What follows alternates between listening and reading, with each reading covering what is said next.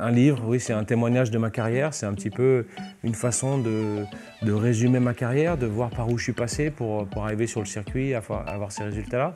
C'est aussi une façon de remercier pas mal de monde qui m'a aidé à franchir toutes ces étapes, du club quand j'étais gamin jusqu'au circuit. Et puis certains sponsors aussi qui m'ont aidé pratiquement toute ma carrière. Donc c'est tout un groupe qui est autour de toi et sans sponsor comme Neuron, tu ne peux pas y arriver. Les valeurs de mon sport ou de l'entreprise, elles se rapprochent vraiment énormément.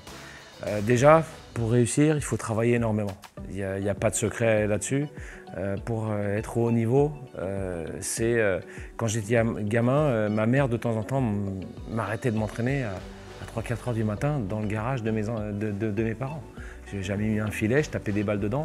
Et quand elle venait me chercher, il y a une fois, elle est venue me chercher à 3h30 du matin. Et elle me dit, mais qu'est-ce que tu fais? Je lui dis, je m'entraîne comme tous les soirs. Et elle me dit, mais il est 3h du matin. Moi, je pensais qu'il était 9h le soir. Dans notre sport, entre le 150e et le premier, la différence, elle est tellement minime que si le 150e croit qu'il est 150e et qu'il reste à sa place, il ne battra jamais le premier.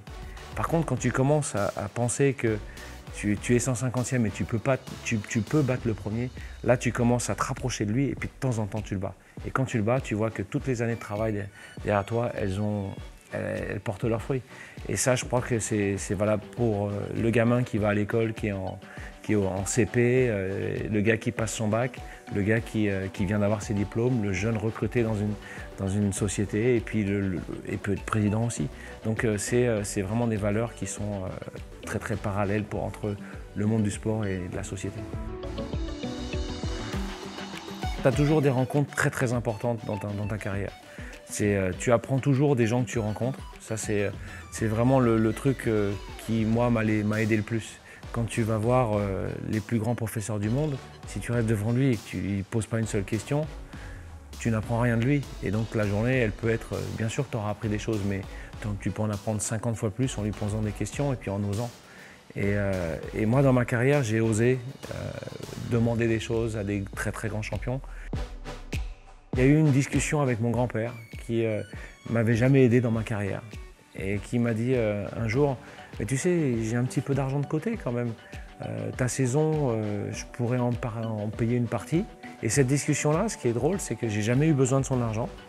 Parce que de savoir qu'il y avait quelqu'un de ma famille qui m'adorait et qui pouvait m'aider à finir ma saison, tout de suite, ça a débloqué la chose. Et dans cette année-là, c'est la seule année où j'ai gagné 2 tournois dans ma carrière. D'avoir quelqu'un qui te dit, tu sais, ce que tu fais, c'est vraiment bien. Et surtout, quelqu'un que tu respectes. Et c'est vraiment important. Et c'est le petit déclic qui fait que ça a peut-être changé toute ma carrière, cette discussion-là.